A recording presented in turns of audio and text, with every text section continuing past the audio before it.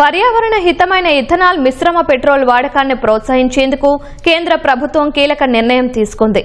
E22, E25, E27, E30 petrol వేరియంట్లపై excise సుంకాన్ని మినహాయించింది. ఈ మేరకు కేంద్ర ఆర్థిక శాఖ నోటిఫికేషన్ జారీ చేసింది.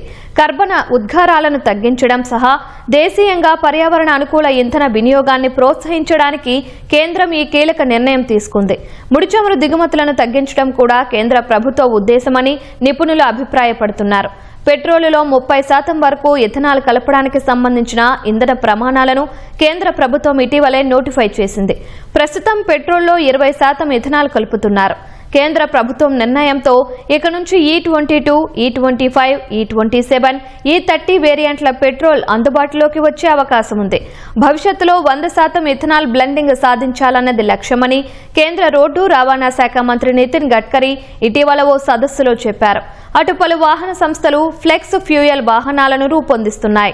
ఇప్పటికే మారుతి సుజుకి సంస్థ E85 పెట్రోల్తో నడిచే వ్యాగన్ ఆర్ కారును విడుదల చేసింది.